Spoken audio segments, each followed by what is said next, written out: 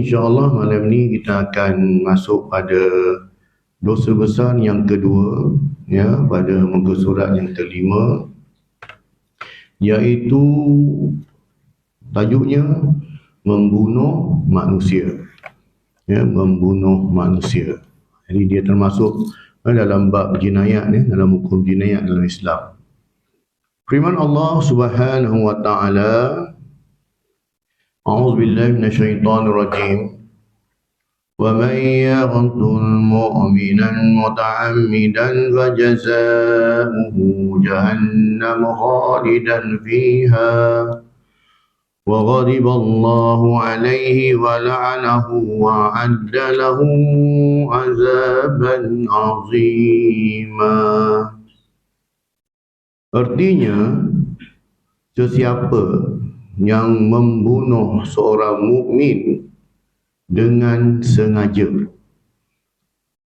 tak kira lah ada alasan apa, melanggar kereta ke tak, ya, buruk tanah ke apa sajalah, ya, dengan sengaja, maka balasannya ialah neraka Jahannam. Fajazā'uhu Jahannam, dalam keadaan dia kekal di dalamnya, khalidan fiha. Kemudian, dan Allah Subhanahu wa taala murka kepadanya, wa ghadiballahu alaihi, dan lagi melaknatnya, ya, wa la'anahu, serta menyediakan baginya azab seksa yang sangat besar.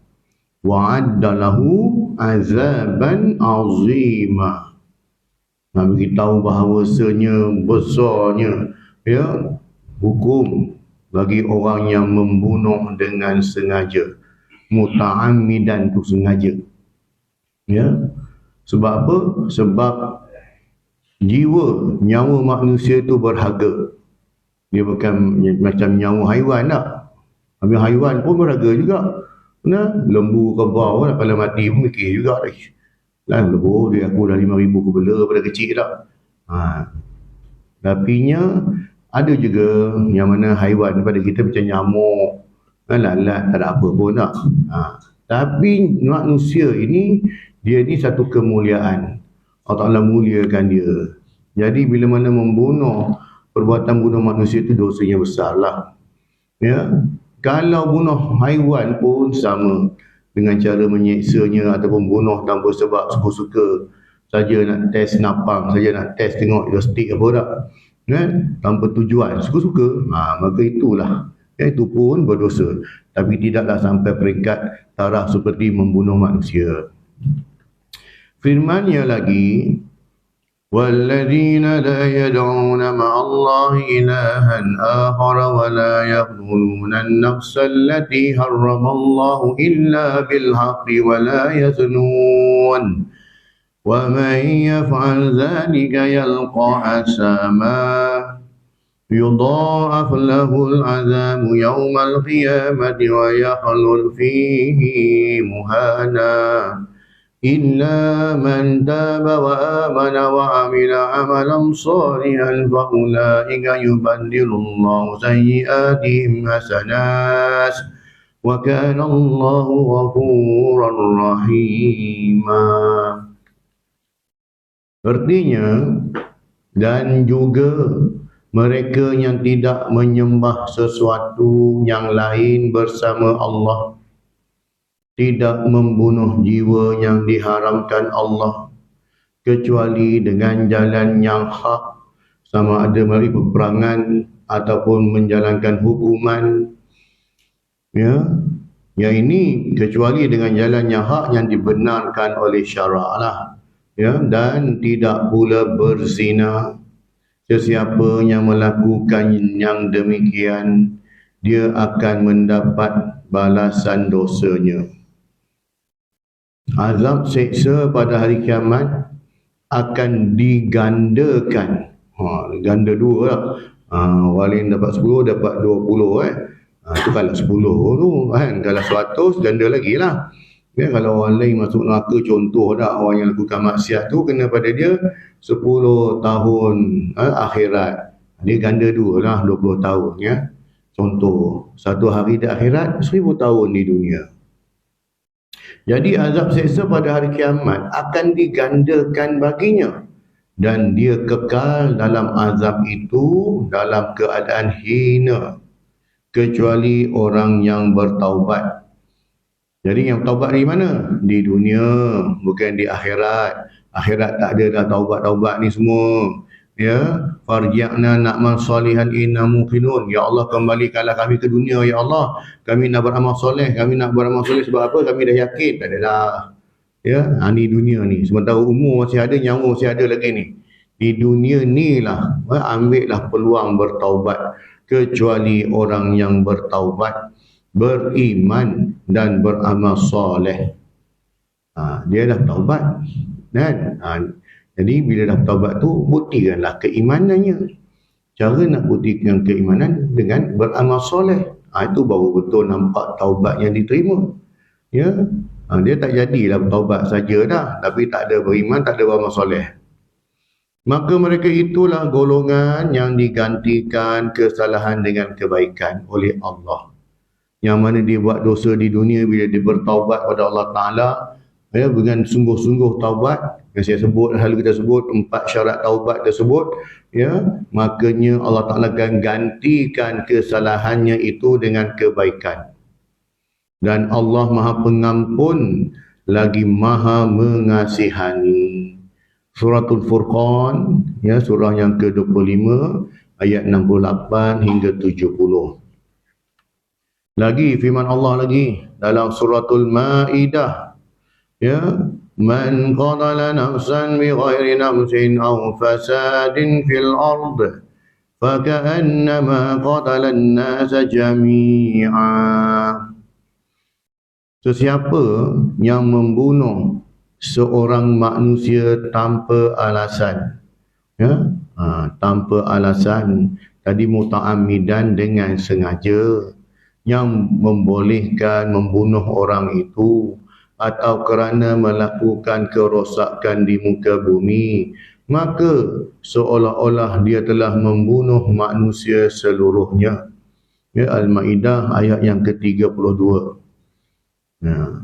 Yang pertama tadi apa? Dia bunuh manusia tanpa alasan, ataupun dia melakukan kerosakan di muka bumi yang menyebabkan orang lain boleh terbunuh.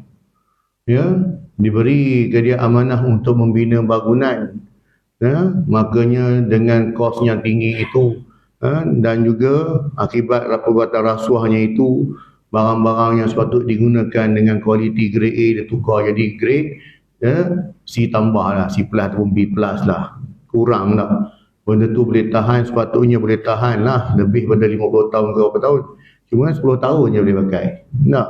Atas sebab itu, makanya berlakulah runtuhan bangunan, sampai ramai orang mati.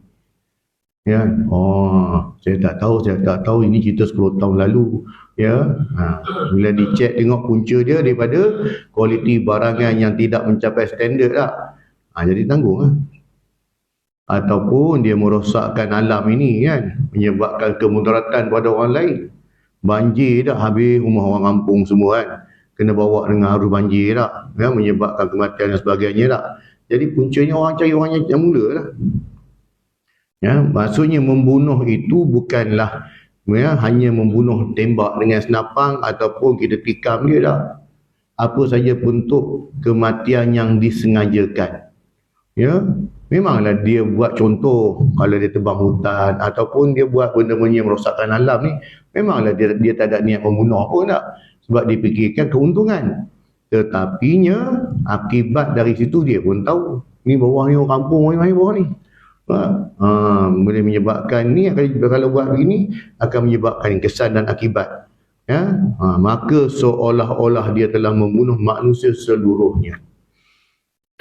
Firman Allah SWT pula dalam surah At-Takwir ayat 8 dan 9. Wa izal mawudatu su'ilat bi ayyi dzambin qutilat. Artinya, dan apabila anak perempuan yang ditanam hidup-hidup ditanya atas dosa apakah ia dibunuh, ya, Kalau dulu zaman jahiliah, zaman Rasulullah, yang membunuh anak-anak perempuan ini ialah orang kafir jahiliah yang tidak beriman kepada Allah. Tidak lagi hari ini, ya, yang ramai yang bunuh tu semuanya nama indah-indah, ya, akibat keterlanjuran lah. Yang laki nama Muhammad, yang perempuan nama Fatimah, nama Aminah. Nah, bukanlah nama Lee Chong Wei ke Lindan, tak ada. Nah, bukan nama-nama ni. Yang membunuh anak ni semua nama-nama IC dia ni, ya, tengok orang beragama Islam. Kan? Ni. Sedangkan ayat ni turun untuk orang kafir jahiliah dulu tu. Mereka tu kafir tak beriman memanglah. Ya, zaman jahiliah kan. Jadinya akhir zaman ni rupa-rupanya ayat ni kena pada akhir zaman. Itulah hari ni tak. Sebab yang bunuh anak hari ni kalau orang Arab jahiliah dahulu, ya, yang mana mereka ni bukan beragama Islam, mereka hanya membunuh anak perempuan sahaja. Anak perempuan yang pertama. Kak Long lah. Anak Kak Long ni, ya. Ya, anak perempuan yang pertama. Ya. Atas sebab itulah dibunuh. Sebab apa? Pada mereka ketika itu, waktu Islam ini belum datang lagi, wanita ini kedudukannya begitu rendah. Walaupun dia manusia, tetapi standardnya cukup rendah. Macam barang. Boleh tukar, boleh jual, suka pakai, tak suka sudah. Tak, dia ingat ni handphone ke? Tak? Dia macam tu. Tapi bila datangnya Islam, Islam naikkan martabat wanita ni. Muliakan wanita ini kan. Hingga dalam Quran pun diberi nama surah An-Nisa. Ya? Dan dalam syurga pun setelah jumpa seorang wanita pertama dalam syurga, nama ni Rumaisah. Rumaisah. Kan? Rumaisah. Isteri kepada Abu Talha. Mulianya perempuan bila datang Islam. Tapi mari akhir zaman ni, orang Islam, wanita-wanita Islam pula merendahkan diri mereka, balik ke zaman jahiliah balik. Ya. Dan juga orang-orang lelaki Islam kembali, ya, jahil punya pasal. Bukan pasal dia tak boleh belajar agama, dia tak nak belajar. Bukan tak ada kuliah-kuliah ni semua dah, boleh. Tapi dia tak nak. Akibat perbuatan inilah, kejahilan inilah mereka melakukan lebih teruk daripada orang Arab jahiliah lakukan. Orang Arab jahiliah pun ada peri kemanusiaan jugalah. Dia tak bunuh semua anak perempuan dia pun. Dia bunuh yang Kak Long je pun. Dan yang dibunuh perempuan. Hari ni, ya, tak kira lah. Bayi lelaki, bayi perempuan, hantam sajalah. Dan di zaman jahiliah dahulu, dibunuh anak perempuan itu dengan cara ditanam hidup-hidup. Tidaklah seperti hari ni. Buang dalam lubang jamban, tepak dalam longkang, buang katuk sampah. Lagi teruk daripada Arab jahiliah. Betul kan? Bila kita tidak beramal dengan agama, kita akan lebih teruk daripada orang jahil. Lebih teruk daripada orang kafir jahiliah. Bila tidak beramal dengan agama kan. Bila tak nak tambah ilmu agama, maka akan jadi lebih teruk daripada orang kafir jahiliah ni. Kan? Dan ni dah sebut. Allah Ta'ala beritahu dah. Ya? Di akhirat esok akan ditanya jugalah bapak kafir ni pun. Nak kau tanam anak kau hidup-hidup, kenapa? Ya, dia manusia, apa salah dia yang kau tanam? Itu orang kafir bertanya dekat orang Islam hari ini yang buang anak, yang gugurkan anak ini, makanya lagi-lagi lah. Nabi SAW bersabda, tadi dalil Quran. Sekarang hadis Nabi SAW, ijtanibus sab'al mubiqati fadzakara qatlan nafsil lati harramallah. Artinya jauhilah 7 dosa besar yang membinasakan. Termasuk dalam ayat suratul Furqan yang kita baca tadilah. Ya, Allah sebut tu dan dipendekkannya, lalu baginda menyebutkan membunuh nyawa yang diharamkan oleh Allah Subhanahu wa taala. Kan? Membunuh nyawa yang diharamkan oleh Allah Subhanahu wa taala. Baik dengan perbuatan bunuh tu kita kadang-kadang fikir bila sebut bunuh terbayang senapang, terbayang senjata tak. Langgar orang sama je. Kan? Tak kisah apa saja perbuatan pun. Tolak kawan tu jatuh bangunan ke. Kan? Saja untuk mengelakkan daripada diri dia terkena, dia pembunuhan terancang ini dibuat macam kemalangan. Tengok. Sama je, dia bukan kita kira tembak senapang. Dia tengok kawan ni tak suka kawan ni kan, ada sebab-sebab tertentu, pergi buang brek kereta dia ke, cabut brek motor dia ke kan, saja nak bagi kemalangan kan, walaupun tidak dibunuh dengan senjata, tapi apa saja perbuatan yang menyebabkan kematian termasuklah dalam dosa besar. Baginda Nabi SAW bersabda, ketika ditanya apakah dosa yang paling besar, dosa besar yang paling besar, jawab baginda Nabi SAW, anta ja'alallahi niddan wa huwa khalaqaka. Qala thumma ayyu? Qala an taqtula waladaka khasyata an yat'ama ma'aka. Qila thumma ayyu? Qala an tuzaniya halilata jarika. Riwayat Al-Bukhari daripada Ibnu Mas'ud. Artinya, bila ditanya pada Nabi SAW, apakah dosa yang paling besar? Rasulullah menjawab, kamu menjadikan sesuatu sebagai sekutu bagi Allah, sedangkan dia, yakni Allah SWT yang menciptakanmu. Ya, ni tajuk kita dah belajar dah minggu lepas, iaitu syirik, mensyirikkan Allah. Sahabat itu bertanya lagi, kemudian apa lagi Rasulullah? Lepas mensyirikkan Allah ni, baginda menjawab, kamu membunuh anak kamu kerana takut dia akan makan bersama kamu, menjadi miskin kerana anak tersebut. Okey, tadi kita cerita tentang Arab Jahiliyah bunuh anak perempuan. Nah, yang ini cerita dia pula, dia sanggup bunuh anak dia semata-mata sebab takut nanti takdir nak bagi makan. Ingat? Anak dah 8 orang, beranak lagi 10, beranak lagi, ya Allah ramai pula anak aku. Dah macam padi melinja. Kan? Maka dia bunuh. Sama ada dia bunuh dengan cara menggugurkan, tak kisahlah apa cerita lah, dengan teknologi moden ke, dengan cara dia campur longkang tadi ke, ya. Makanya atas sebab itu tadi, ataupun dia pergi letak tu mata-mata niat nak bagi mati, tapi dia tak takdirkan nak dia hidup. Itu cerita lain. Dosa dia tetap dosa lah, ya. Tu teknikal lah, tapi dosa tetap dosa. Ya, ditakdirkan tak, dia letak gantung dekat tepi longkang kan, dia dapat buang sampah, letak dalam kotak tu semuanya, dapat nak mati-mati dalam kau tak. Ditakdirkan nak hidup pula kan, itu cerita lain. Tapinya disebabkan kenapa dia bunuh anak dia ni, sebab dia risau anak dah ramai sangat kan. Aku ni pula bukannya kerja besar, nanti siapa nak makan? Seolah-olahnya dia menafikan rezeki anak tersebut, sedangkan yang menjamin rezeki ialah Allah Subhanahu Wa Taala. Setiap orang semua ada rezeki dia. Bila habis rezeki dia, habislah nyawa dia. Sebab tu kita berbeza-beza, tuan-tuan. Selagi mana ada rezeki kita, selagi itulah ada nyawa kita. Dah habis rezeki, ya, tak ada rezeki habis, nyawa pun habis kan. Tapi dia ni seolah dia pula Tuhan. Anak ramai, ya Allah, tak boleh nak bagi makan pun semua tak. Sebab setiap anak tu dia ada rezeki, setiap orang. Kalau ulat dalam batu pun Allah Ta'ala jamin rezeki dia. Ini kan pula manusia yang mulia, yang Allah Ta'ala muliakan. Tapi dia tak yakin, dia risau, dia bimbang tak. Kan? Tambah hari ni pula, kita hari ni kalau kat Malaysia lah tak, masuk sekolah saja macam-macam bantuan dapat lah. Bantuan awak persekolahan lah, bantuan apa, kedebuk-kedebuk, berkutek dah percuma macam-macam kan.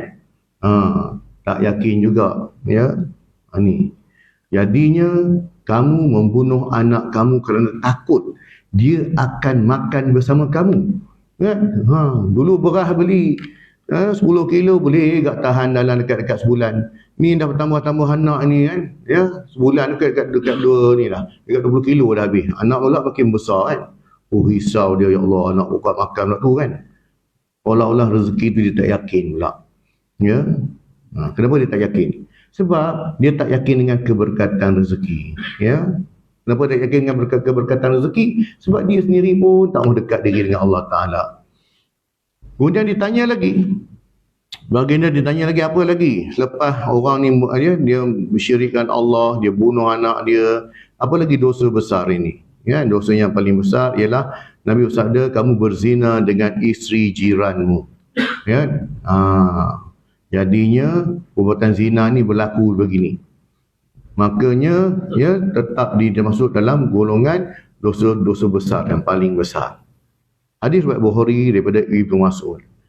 Baginda bersabda lagi, "Idzal taqal muslimani bi sayfayhima fal qatilu wal maqtulu finnar."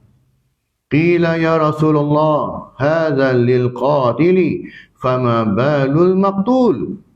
Qala innahu kana harisan ala qatli sahibihi. Artinya, apabila dua orang Muslim bertemu dengan menghunus pedang masing-masing bertujuan untuk membunuh, maka si pembunuh, yakni al-qatilu, dan orang yang dibunuh, isim maf'ul, al-maqtulu, dia ada isim fa'il dan ada isim maf'ul.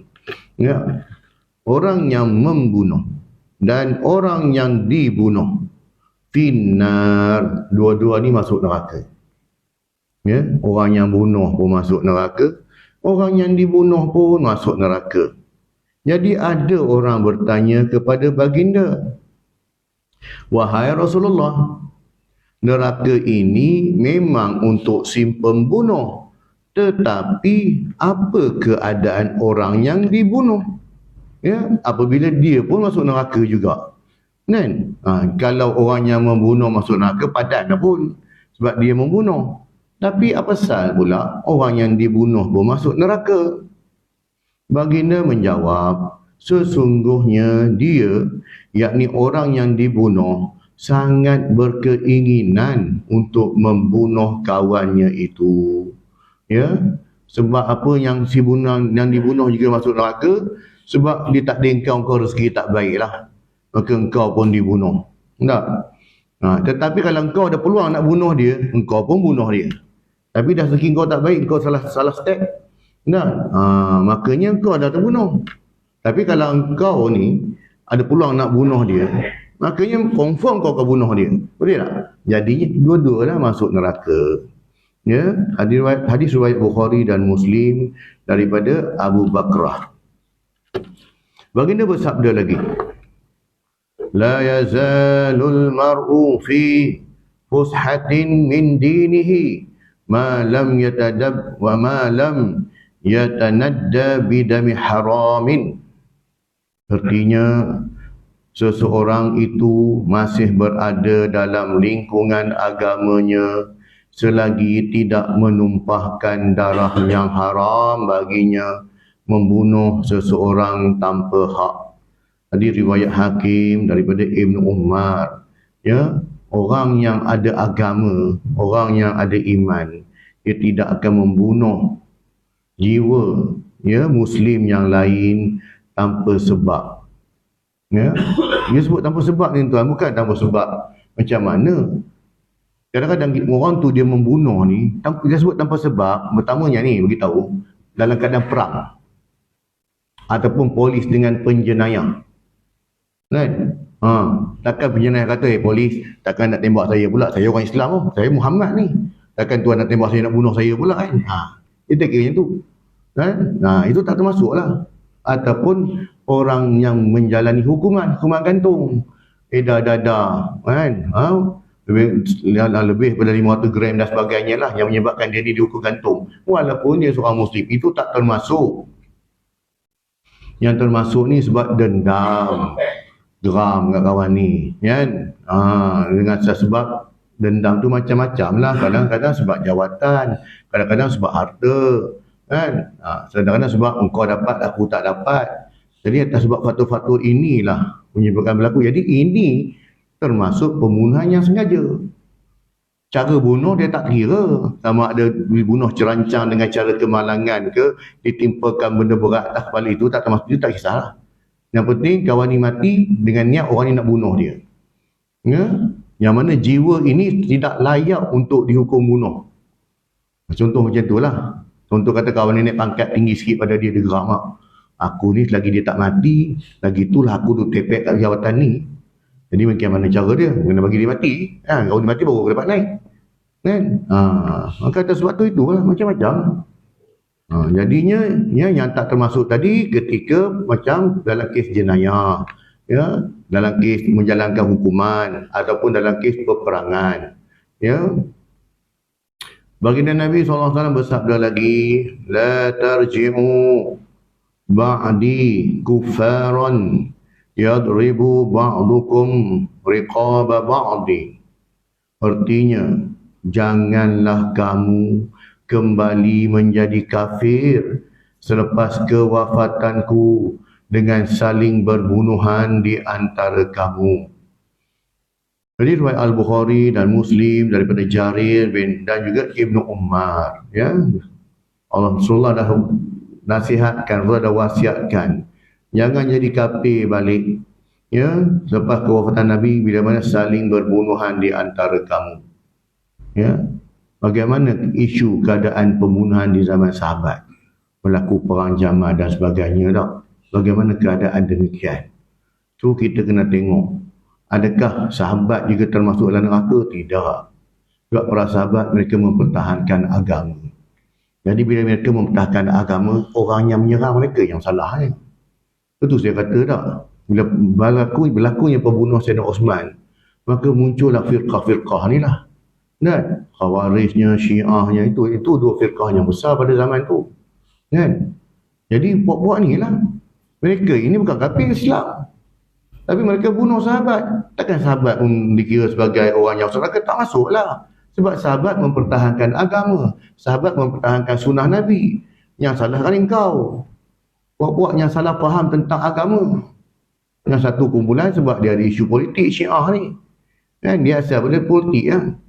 Kuasa lah, masa sebut politik, kuasa lah. Yang Khawarij pula segi ideologi, dia puak dia saja betul, orang lain semua salah. Jadi dua benda ni cukup bahaya. Jadinya dua orang ni lah, dua kelompok ni, bukan dua orang, dua kelompok inilah yang mana termasuk ahli hadis ni. Kan Rasulullah cakap jangan jadi kafir balik bila kamu berbunuhan. Kan sebab apa? Bunuh para sahabat, kan? Berperang dengan sahabat. Bashir bin Muhajir berkata daripada Ibnu Buraidah, daripada bapanya, bahawa Nabi SAW bersabda, la qatlu mu'minin a'zamu indallahi min zawalid dunya. Artinya, demi Allah, pembunuhan seorang mukmin itu lebih besar di sisi Allah Subhanahu wa taala daripada hilangnya seluruh dunia. Kenapa dikatakan bunuh mukmin ini lebih besar? Sebab sepatutnya ialah pertama kita letakkan bahawasanya ajal dan maut di tangan Allah, faham? Okey. Ya, sepatutnya kawan ni mungkin boleh hidup lama lagi, dah boleh banyak lagi beramal, boleh banyak lagi buat baik, tapi kau telah potong dia punya ni. Sepatutnya, contoh, ya, dia ni dibunuh umur 30 tahun. Dibunuh, ya. Sepatutnya kalau dia tak mati, ya, dia boleh hidup panjang lagi banyak amalan dia boleh buat, lagi banyak kebaikan dia boleh buat. Kalau dia orang tak baik, dia boleh bertaubat jadi orang baik. Tapi kau telah ambil hak ini, kan? Itu dia kata, selain daripada hak Allah lah, ajar dengan tangan Allah, tapi asbabnya itu, kan? Asbabnya itu. Jadi baginda Nabi SAW bersabda lagi, la yazalul mar'u fi fushatin min dinihi ma lam yusib daman haraman. Artinya seorang itu masih berada dalam lingkungan agamanya selagi tidak menumpahkan darah yang haram baginya, membunuh seseorang tanpa hak. Hadis riwayat Bukhari daripada Ibnu Umar. Ya, patutlah bila mana batasan iman itu, ya, kita ingatkan hanya bab syirik saja tak. Rupanya bila kita membunuh jiwa manusia juga, ya, boleh menyebabkan, ya, kita punya perbuatan itu dosa yang cukup besar. Dan dosa besar ini dia tak jadi dengan cukup hanya dengan taubat. Sebab ini menyebabkan manusia kena minta restu redha pada waris lah. Sebab itulah hukuman Ya, hukuman bunuh ini dia termasuk dalam bab apa? Bab qisas. Dalam hukuman jinayat Islam lah. Dia ada hudud, qisas, takzir, diat. Ya. Takzir tu macam mana pula? Takzir, hudud juga termasuk dalam takzir ke? Ya.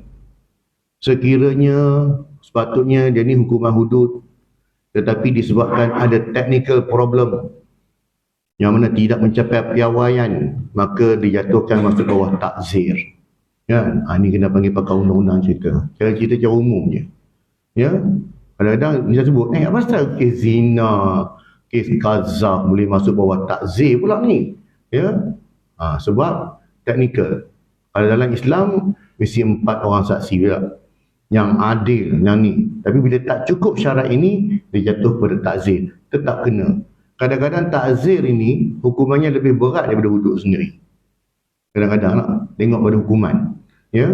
Itu tengok pada mahkamah dia, itu kerja dia orang lah. Ya. Hadis di atas diriwayatkan dengan lafaz di sisi Bukhari. Baginda Nabi SAW bersabda, "Awalu ma yuqda bainan nasi fil dima'i." Perkara pertama yang diputuskan hukumannya antara manusia ialah urusan pertumpahan darah. Hadis riwayat Bukhari dan Muslim daripada Ibnu Mas'ud. Pertumpahan darah yang pertama di dunia ialah pembunuhan Qabil ke atas Habil, anak Nabi Adam AS. Ini kes akan dibicarakan mula-mula dulu. Kes yang akan naik court di akhirat, esok kes ni dulu. Ya. Quraisy meriwayatkan daripada Asy-Sya'bi daripada Abdullah bin Amr, katanya Rasulullah SAW bersabda, "Akbarul kabairi al-isyraku billah wa qatlun nafs wa uququl walidaini wa qauluz zur atau qala wa syahadatuz zur." Artinya antara sebesar-besar dosa daripada dosa-dosa besar, ya, ialah syirik kepada Allah, membunuh manusia dan derhaka kepada kedua-dua ibu bapa dan percakapan yang dusta. Orang suka cakap dusta tak? Orang suka cakap bohong.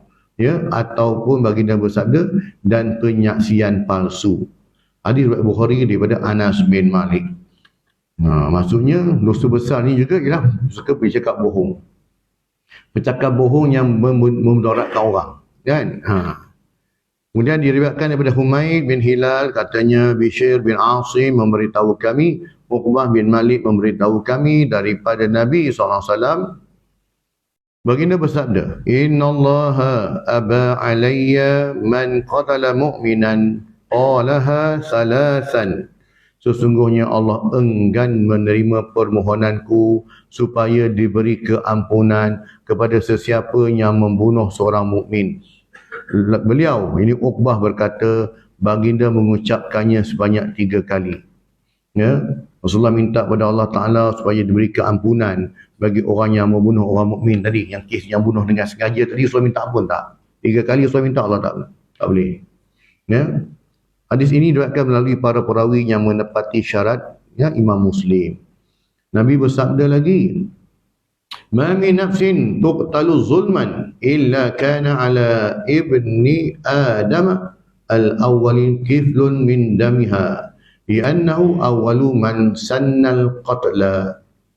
Artinya tidak ada seseorang yang dibunuh secara zalim melainkan tanggungan darahnya dipertanggungjawabkan ke atas anak pertama Nabi Adam, yang tadilah Habil dan Qabil lah. Kerana dialah manusia pertama yang memulakan pembunuhan di atas muka bumi. Muttafaqun alaih daripada Ibnu Mas'ud. Kemudian diriwayatkan daripada Ibnu Umar, Nabi SAW bersabda, "Man qatala mu'ahadan lam yarih raihatal jannah wa inna rihaha yujadu min masirati arba'ina aman." Sesiapa yang membunuh seorang kafir mu'ahad. Apa benda pula kafir mu'ahad ni? Ya, orang yang membunuh seorang kafir mu'ahad yang telah berjanji untuk taat kepada pemimpin Islam, dia tidak akan menghidu bau syurga. Sedangkan baunya boleh dihidu sejauh jarak perjalanan 40 tahun. Hadis riwayat Bukhari dan An-Nasa'i. Tadi kita cerita pasal bunuh orang Islam. Ini cerita pasal bunuh orang kafir pula. Kan? Dia ada apa-apa kafir, tuan-tuan. Kafir zimmi, kafir muahad, ya, kemudian kafir musta'an dan juga kafir harbi. Jahat kafir harbi, ya. Kafir harbi ini boleh diperangi. Satu kafir dia boleh bunuh. Lagi 3 kafir tak boleh bunuh. Ya. Yang boleh bunuh kafir harbi sahaja. Yang 3 lagi tak boleh. Ya. Ni yang sebut kafir muahad tadi, mereka yang taat setia kepada pemerintah. Cukai dia bayar, undang-undang tak lawan, dia pun tak jadi buruh, memberontak, menjatuhkan kerajaan, dia juga tak ni, jadi ada sebab nak bunuh dia. Dan Rasulullah sebut, kalau orang macam ni dibunuh, makanya dia tidak akan menghidu bau syurga, si pembunuhnya tadi. Sedangkan bau syurga boleh dihidu sejauh jarak 40 tahun perjalanan. Kita ingat bunuh orang Islam, tak syurga tak, sama kan? Sebab dia terikat bawah perjanjian. Ya. Urai panjang pada kafir ni tak? Okey.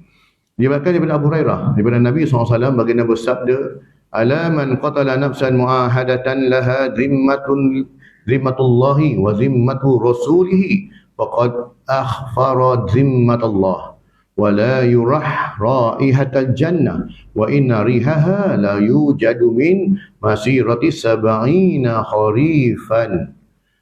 Artinya, ketahuilah bahawa sesiapa yang membunuh seorang kafir muahad yang mendapat perlindungan daripada Allah dan Rasulnya, maka sesungguhnya dia telah membatalkan perlindungan Allah ke atasnya. Walaupun dia seorang mukmin, ya. Memang orang mukmin lah, cerita orang mukmin lah ni yang bunuh orang kafir ni. Serta tidak akan mendapat menghidu bau syurga. Sedangkan baunya boleh dihidu sejauh perjalanan 40 musim luruh. Ya, 40 musim luruh. Hadis Tirmizi. Diriwayatkan daripada Abu Hurairah, daripada Nabi SAW, baginda bersabda, man a'ana ala qatli mu'minin bi syatril kalimatin laqiyallaha maktubun baina ainaihi aisun min rahmatillah.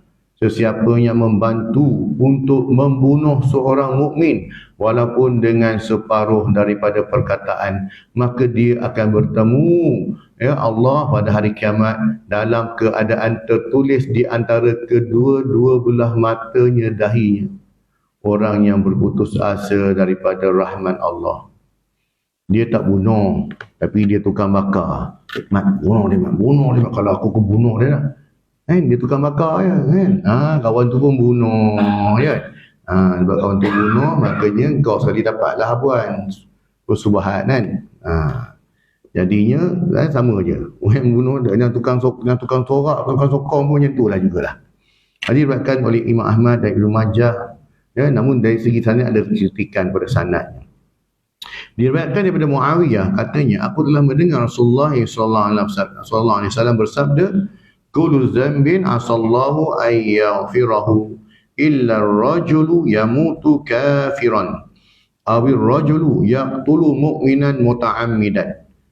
Artinya, mudah-mudahan Allah mengampunkan semua dosa kecuali seorang lelaki yang mati sebagai kafir. Murtad lah tu, ya. Atau bila sebut murtad ni tuan-tuan, bukan semestinya dia mengisyarahkan dia ni murtad tak, tapi dia sendiri banyak dia meragui tentang perintah Allah ni, kan? Pada aku solat tak wajib, korang kata wajib, pada aku tidak ada tu. Mempertikaikan undang-undang hukum Allah, mempertikaikan ayat-ayat Allah tak. Korang nak sembahyang, korang sembahyang, korang punya hal. Pada aku sembahyang tak wajib, kan? Korang nak cakap sembahyang 5 waktu tu korang punya hal. Pada aku 2 je, kan? Sebab dia ikut kata dalam Quran kata 2 je, pada dia faham, kan? Ikut dia lah.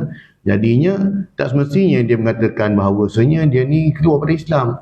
Cukup dengan cara pengakuan dia itu memang menjurus ke arah itu. Bila mana dia mempertikaikan rukun iman, dia mempertikaikan rukun Islam.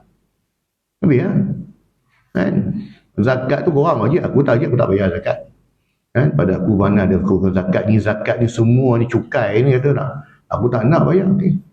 Kan? Dia cakap dengan keadaan dia sedar dan dia cakap dalam keadaan dia tahu bahawa perbuatan dia tu memang menyalahi syarak. Hadis riwayat An-Nasa'i, ya.